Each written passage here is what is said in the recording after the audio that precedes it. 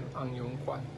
The industry is the service industry that we can choose to write what the coronavirus or COVID-19 which start from Wuhan, China, that impact the Malaysian hotel industry. The Malaysian government means the execution control which start of March 18 that the hotel could no longer house new visitors through the and the needs to shut down. A very good afternoon. I'd like to wish to a handsome lecturer, Mr. Saravanan. My name is Lim Chee Zheng'S with the student ID of 0199911. I'm here to wish you the best of health. To start out with this presentation, I'm going to talk about the impacts that the coronavirus has brought over globally, and especially to our home country, Malaysia. One of the impacts will be on the service employees working in the hotel industries, in which there will be no income for the service employees due to the MCO, Movement Control Order, implemented by our government to stop the pandemic virus from spreading. In which that's stated in the MCO, Movement Control Order, in the first phase of the Movement Control Order, all hotels were not allowed to operate.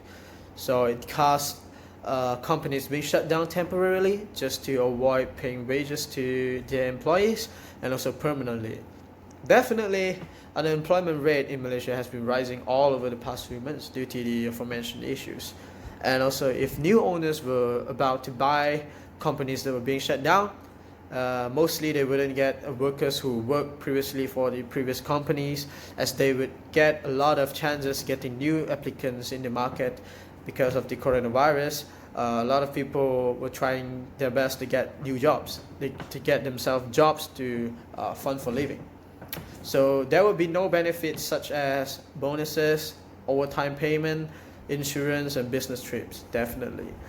On the other hand, I'll be talking about the supply chain, in which in the first phase of the MCO there will be shortage in the market, in which demand more than supply because of the slowed down supplies from overseas, such as big countries like China, which is the major market for supplies. Stocks there were being slowed down due to the quarantine order from the government. And in the mid of the MCO period, there was surplus in the market because supplies were more than demand, as the stocks has officially arrived from the overseas that I have aforementioned. Therefore, it caused suppliers locally were shutting down their businesses from the impact of the surplus in the market. Last but not least, I'm going to talk about the operation hours, in which I'm going to talk about the comparison between the beginning of the MCO period and also almost the end of the MCO period. Okay, for restaurants and cafeterias in the hotels, they were allowed to operate from 7 a.m. to 10 p.m. And for hotels, they were allowed to operate from 12 a.m. to 12 p.m. only if there is essential service permitted by the government. So almost the end of the MCO, everything were not that strict, because fortunately the cases in Malaysia has been lessened, fortunately, and restaurants and cafeterias operation hours remain the same, but hotels were allowed to operate 24 hours a day. So that's a good news. A lot of people could get jobs. But then for restaurants and cafeterias in hotels, there would be disadvantages like less interactions between employees and also employers because of the shortened working duration hours. So for example, trainees who would like to get help from their managers because they do not get to understand anything. So they have inquiries. They couldn't get to the managers because of the shortened working duration hours. And my part is done right now, so I'm going to pass this time to my friend. Thank you very much, sir. Very good morning to our lecturer and my fellow friends. Today I want to present about blueprint of hotel industry during MCO and before MCO. But during MCO, the hotel industry blueprint before MCO was, there was 5 categories.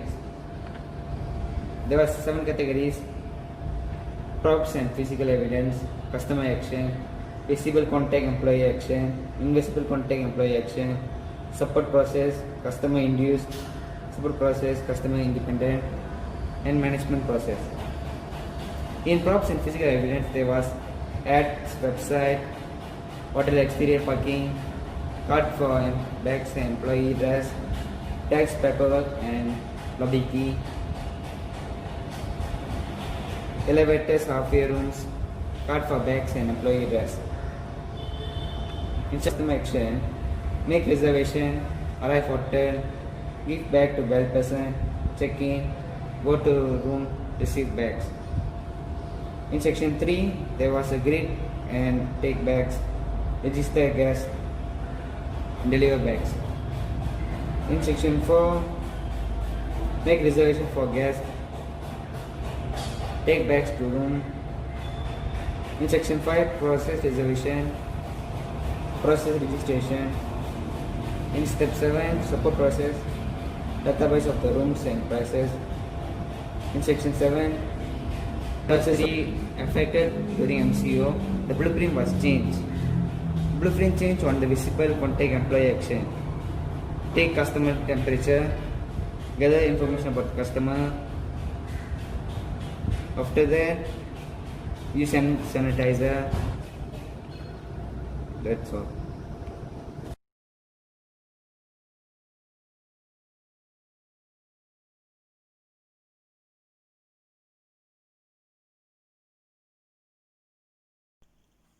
Hi sir, my name is Kirtana 0199289 and I'm going to continue about the SOP. So going to continue on this slide. So SOP, Standard Operating Procedure. SOP has been a part of our life currently. So let's go to the point. When is SOP has been come out SOP. So on 28 January 2020, SOP has been started where our Malaysia Ministry has discussed and came out on the safety nets of our Malaysians where the economic sector has been closed. If economic sector has been closed, hotel industry, travel industry is really affected because they have restricted to cancel all the bookings, rooms, vacations, everything. And this has happened on Chinese New Year, during Chinese New Year, I think around Chinese New Year time. So has our Prime Minister has said that we have lost around trillion Malaysian ringgits. It's really a big loss for Malaysia. Okay, I will continue. And after 28th January, around 18 March where we Malaysians who has went to our vacations abroad, so all of them has been came back to Malaysia, and it's not easy because they have to be in quarantine for 14 days. So hotel industry has provided a special room for them, and even though food and drinks has been served to them, it's really a great thing hotel industry have done. So proud. So because they make sure the we Malaysia who came back must be safe. So that's a great thing. And after that, on 27 March, employees have not been paid by their boss because lots of employees has went back to their hometown where they didn't get their paid, and lots of employees has lost their jobs. Oh, I'm so sad. And next, around 7 April, the hotel industry have came out on helping the government on providing a service. for quarantine people to make them a room and make our Malaysian in quarantine for 14 days. As I said, they have to be in isolation 14 days. So they make sure they are safe, hygiene and clean. And on 7th June, it's a time of recovery of MCO. In Bahasa Malaysia we can say it's time of pemulihan. So where hotel has been opened, economic sectors has been opened, but it's all about in Malaysia. People from abroad, the tourists can't come to our Malaysia, where we Malaysians can go for vacations in our Malaysia country. And gatherings like birthday party, marriage and other gatherings has been allowed. But yeah, here is the thing, we have to follow the SOP. Limited people have to be in the gathering, and mainly they have to wear mask. So, and of course they came out on My Sejahtera scan also. So it's already a good thing, and we have to scan the My Sejahtera and then we have to enter shops or anywhere. So now gatherings has been allowed for only limited people. And around 16 July 2020 is the last thing we wear MAH. MAH has come out on a certification program of Clean and Healthy Malaysia. It's a great program. It's a benchmark program, especially for who came out by the Ministry of Tourism and Arts. Well done, Malaysia. Let's talk about revenue. According to the Malaysian Association of Hotel, they have projected the loss of the revenue will be 560.72 million. 50% of the hotel responds that they are considering ceasing operation, and 35% of the hotel said that they would temporarily halt the business. The amount of loss in the revenue from the period of January 2020 to February 29, the amount of loss is 11.29 million and RM 10.48 million. Thank you. The next slide will be presented by my teammates. Bye. In conclusion, we are tired of listening about coronavirus, COVID-19.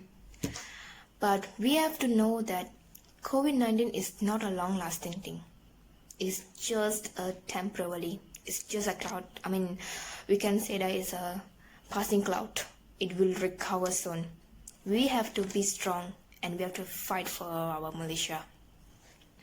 So yeah, the 3 suggestions for hotel industry for their long run business. So the first is hoteliers should keep update on their employees' health, because suddenly some people has been affected by the COVID-19. So hoteliers, they should keep aware on their employees' health, make sure they are fine, make sure they are not has been sick. So please make sure and keep updates on their on their employees' health.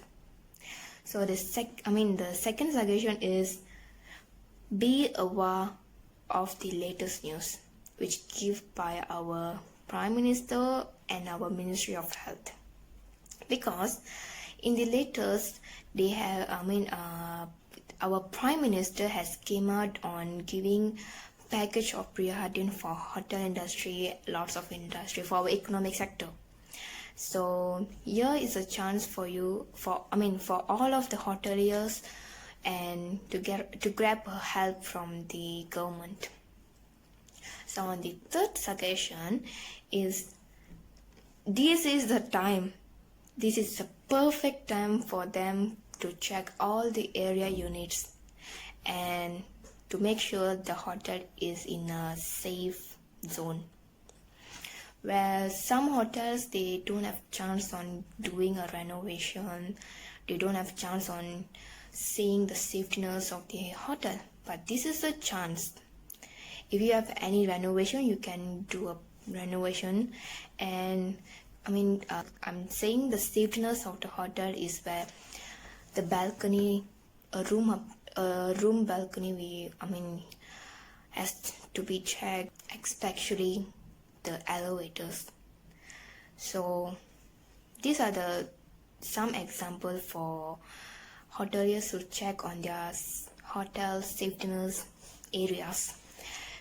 So we hope coronavirus will disappear as soon as possible. Thank you.